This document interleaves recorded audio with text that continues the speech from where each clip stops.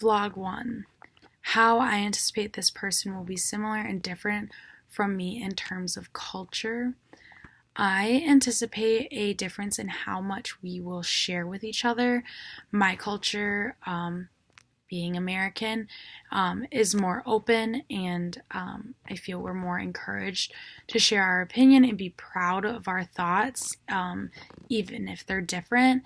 But from my understanding of the Chinese culture, I believe it is more to keep that your opinions to yourself, especially to people you don't know very well. For example, I am relatively public about my political views on social media and with friends and family. And if someone, an acquaintance, asked, I would most likely be willing to politely share my view, but still wouldn't generalize it to please this acquaintance. But from my understanding in the Chinese culture, individuals would not likely express their views, often especially if they did not follow the status quo or what the Chinese culture felt was acceptable and at the time. And sharing this info is unlikely because it could be offensive to either older generations or to anyone of, it could just be offensive. Plus, it is also private and personal information rather than speaking it to the public. A lot of people keep it to themselves because of that. However, similarly, because we are the same age, I anticipate we could share views on society and maybe bigger topics. I think our age's connection with technology always at our fingertips allows us access to more news and pop culture. Our availability to that media may have exposed us to similar entertainment through movies and TV shows and music, things like that, and political views on news stations. I don't necessarily think that we might not agree on all of those topics, like what we like and what our opinions are.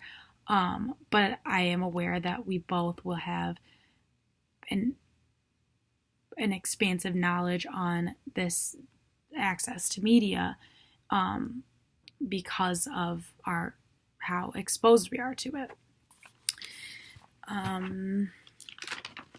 As for what challenges I anticipate during these interactions,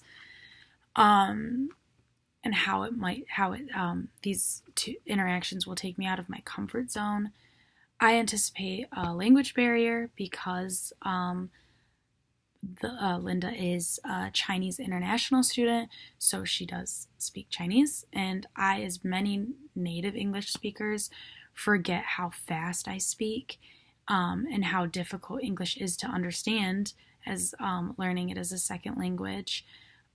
So it'll be difficult for me to be cautious of that. And I think language will also cause difficulty for me to ask questions in detailed or a specific way in case the language I'm using isn't understood. I also anticipate a barrier of feeling comfortable with one another in order to be completely honest and open and provide answers with detailed explanation and evidence, or have a detailed conversation about Linda's life as a student and relating to her culture. I want to be able to get information, but meeting for the first time and talking this in depth about her life and my life is uncomfortable for most people. So I'm hoping that'll be different. This takes me out of my cultural comfort zone because personally I find it uncomfortable to speak with people who don't understand me very well or have difficulty with English, mainly just because I feel ignorant for not knowing any of their language and not being able to translate or even remotely understand what they're saying. And because I don't want to seem rude or belittling by trying to find a different explanation or correcting them or helping them with find the words in English. I don't want them to seem that I'm like being condescending or belittling them. It's also out of my comfort zone because I have little knowledge on China. Considering Linda is here on foreign exchange, she obviously has at least a basis of understanding of our culture, and I just don't have that understanding of China, so I guess I feel ignorant again to what her life is like, but this will obviously change that, and I'll be able to learn a little more about that. What attitudes and strategies do you have to manage these challenges? I'll remember to remind Linda that this is for a research assignment, therefore the more open and honest and comfortable she is with me and I am with her, the more details and information I have to create a comprehensive assignment, and the more comfortable we are with each other, the more the conversation will flow, and I am completely open to learning as much as she wants to tell me, and I hope it's a lot. And just reminding her of that, I think, will make her feel more comfortable that I'm not just asking a question there for the assignment. I'm genuinely interested in learning about her culture and her life as a student. I think it's also really important that I'm aware of my reactions and body language to ensure that I communicate that I'm listening and I'm interested and I'm relaxed in order to make a comfortable environment, and making sure that she knows I'm listening and interested, because no one wants to tell a story to someone who doesn't care, and I do care, and I want to have this conversation with her to make the connections between our culture and contrast them and find the differences and see how our student lives are different or similar. And so those strategies, I think, will help maintain and like manage those challenges a little bit. On to describing my plan for this assignment. I am interacting with, as previously mentioned, a freshman Chinese international student named Linda, and she has agreed to be a part of my global learning assignment.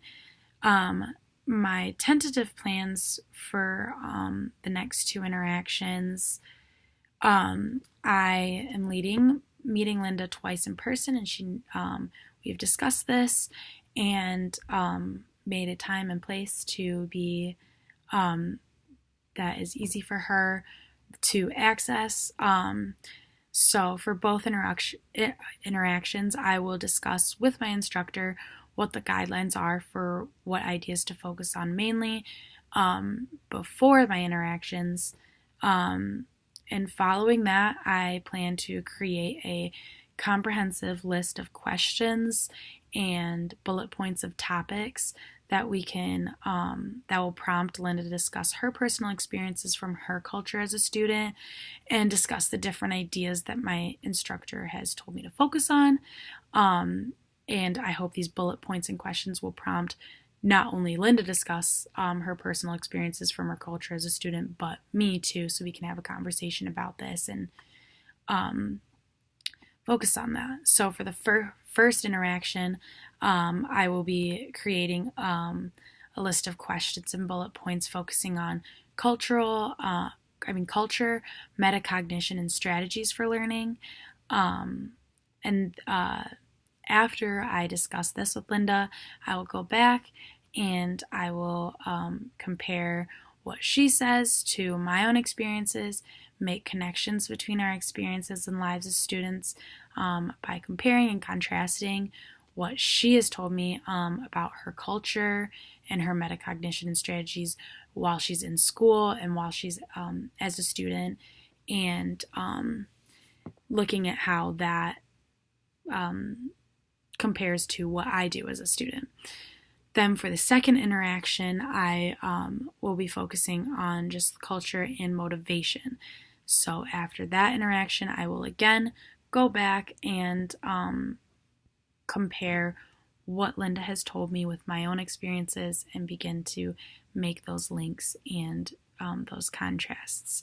I plan on maximizing, or these plans are designed to maximize my learning by being prepared step by step. So taking that time to talk to my instructor, make a plan, then talk to Linda once I'm prepared, then make a plan and do the next interaction. And making those plans will make sure it's organized, and I therefore can get the most out of both of those interactions.